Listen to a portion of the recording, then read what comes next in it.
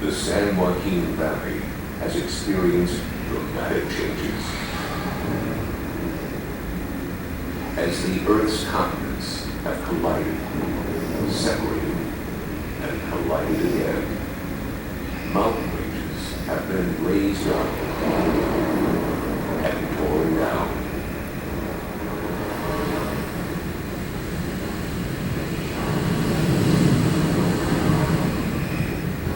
Oceans have become deserts, and deserts have become oceans.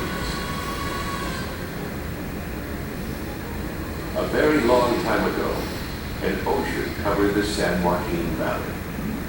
The evidence is in fossilized shark teeth and other marine fossils that have been found throughout the valley.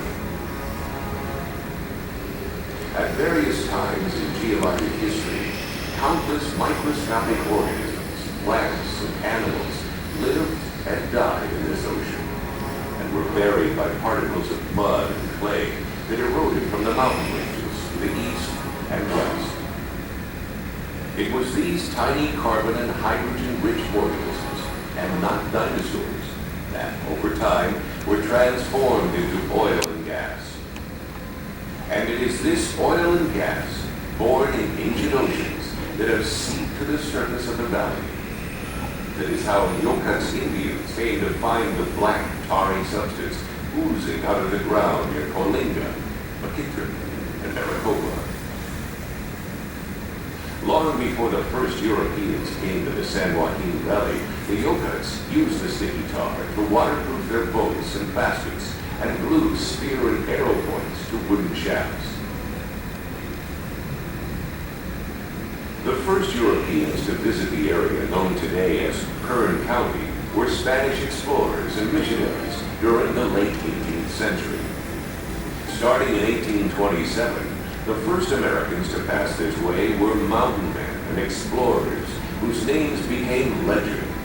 Jedediah Smith, Ewing Young, Kit Carson, Joseph Walker, and John Charles Fremont.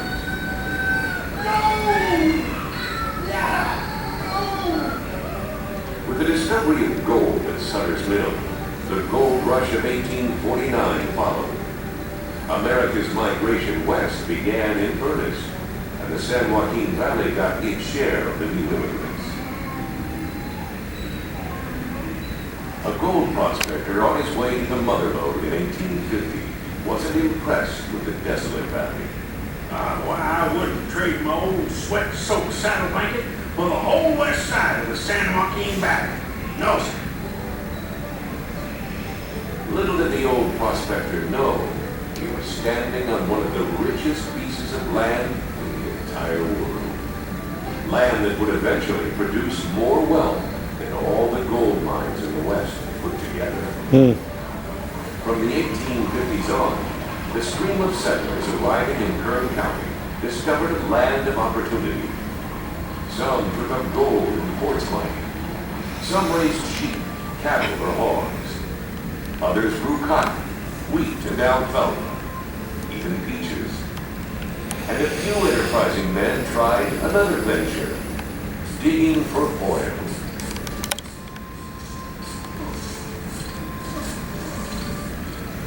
Now, there are many places in the valley to dig for oil. You can see it seeping underground or out from under a rock ledge or outcrop. But even when we found good amounts of oil, it was hard to make a profit. The most Union Pacific ever paid for our oil was 19 cents a barrel. Well, it cost 20 cents a barrel to produce the stuff. In 1871, 19-year-old Milton McWhorter boarded a train in Rome, Georgia, and headed to California.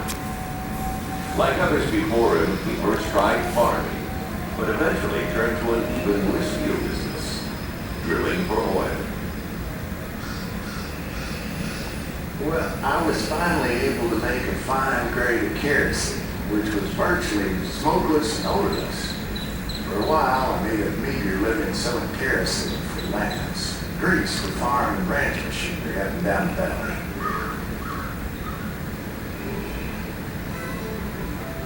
In the spring of 1899, Jonathan Elwood and his son were looking for a driller to help them prospect for oil on the Thomas Means property, just northeast of Bakersfield. They found Milton McWhorter, the most experienced oil man in the San Joaquin Valley.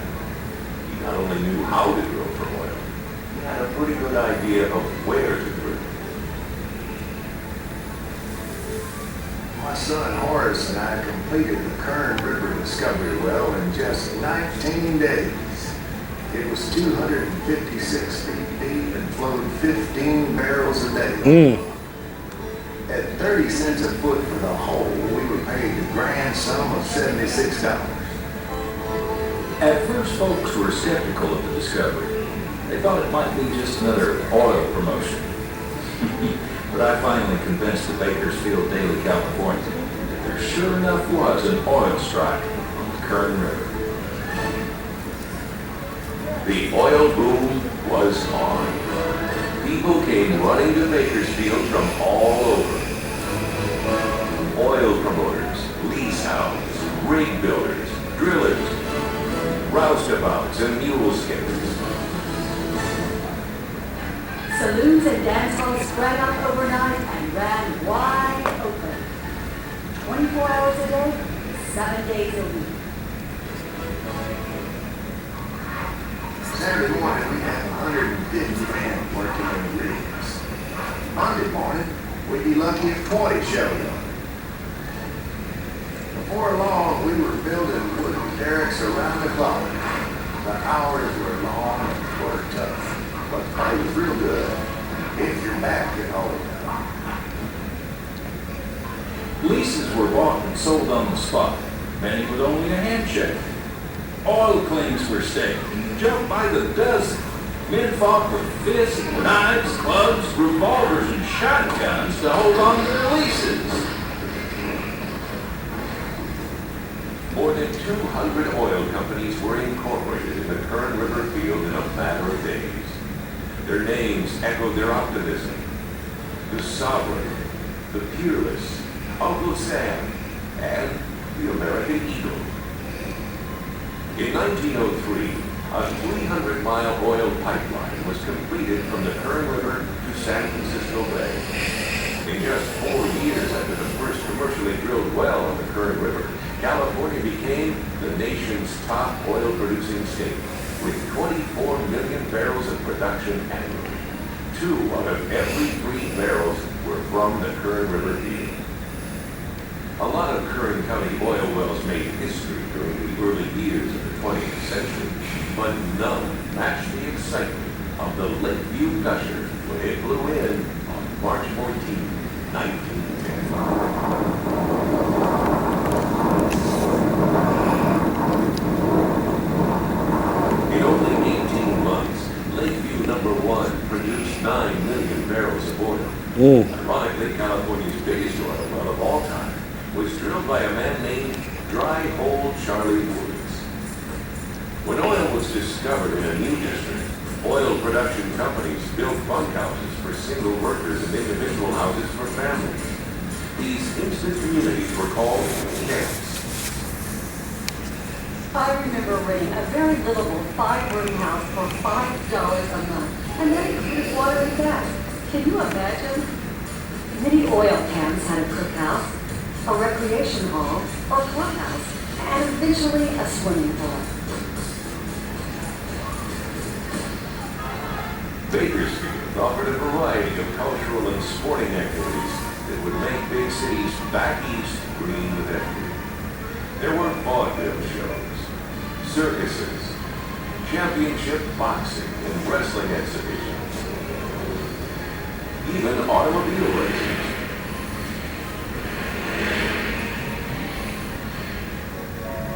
In 1910, a touring company of the Ziegfeld Follies played the Bakersfield Opera House.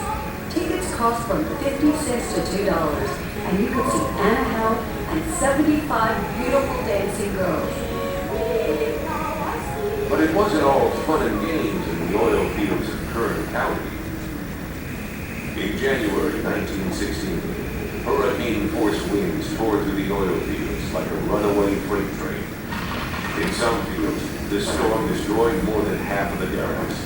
Businesses and homes in particular, tapped and reward, were badly damaged too. More than 100 were left homeless. Oil well fires were common before the use of blow-up preventers. Some of the fires could be seen and heard from miles around, and it often took days, weeks, or even months to get the costly blazes under control. When the Kern No. 1 Wildcat well blew out, witnesses said it was one of the most spectacular gas fires in California history. As costly as high winds and oil well fires were, nothing was as devastating to Kern County's economy as the events to come.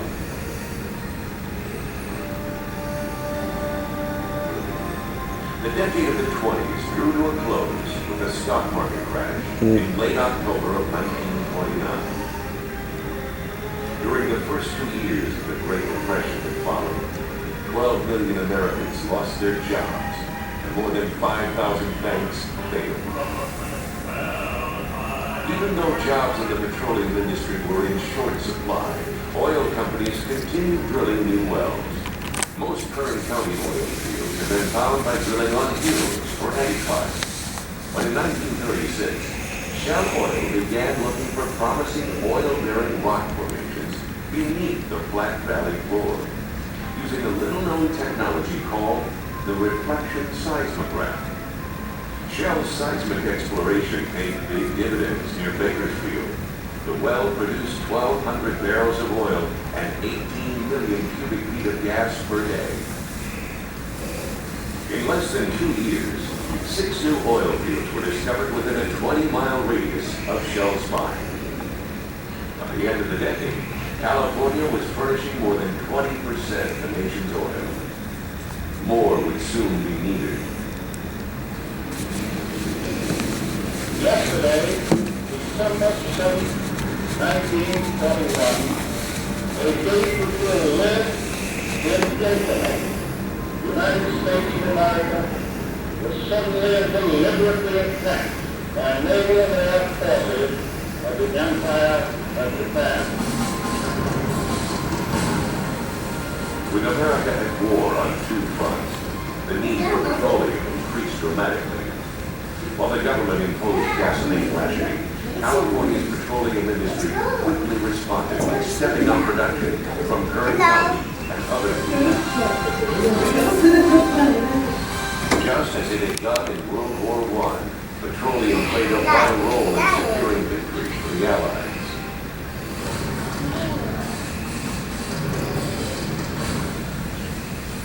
By the end of World War II, most of California's giant oil fields had been found. In order to find new oil and gas reserves, oil companies would have to look harder and drill deeper. Now, more attention and capital is spent on finding new ways to improve the flow of existing wells. In the early 60s, Taiwan and Shell began using steam injection to drive heavy oil to producing wells. The results were dramatic. Production by some wells increased by as much as 1,000%. While the first 50 years of Kern County oil was years of exploration, discovery, and development, much of it by independence, the past 50 have been years of dramatic growth and innovation. And that's just movies. Today's geologists and geophysicists use exploration technologies such as the reflection seismograph, satellite imaging, 3D and 4D seismic mapping to give oil men and women new vision of where to drill for oil and gas.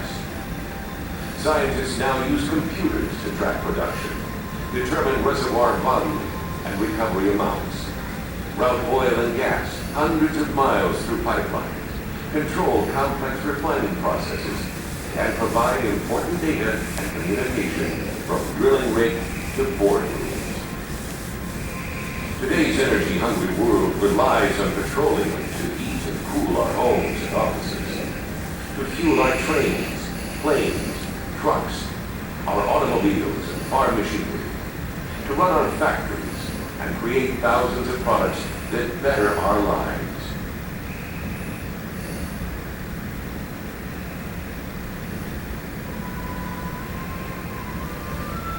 It has been a glorious past for Kern County these 100 plus years. The foresight and imagination that have been the hallmark of the petroleum industry's success are still at work. Today, Kern County produces 66% of California's annual oil production and 10% of the nation's. Kern County is home to 16 giant oil fields. 4 are billion-barrel fields. 5 of California's 26 refineries are located in Kern County. In recent years, more wells have been drilled in Kern County than in any other county in the United States. While we celebrate the past 100 years and more, we look forward to the challenges of the 21st century. The future will surely be every bit as exciting as those earlier times when the first oil explorers prospected along the asphaltum seeps of Kern County and the San Joaquin Valley.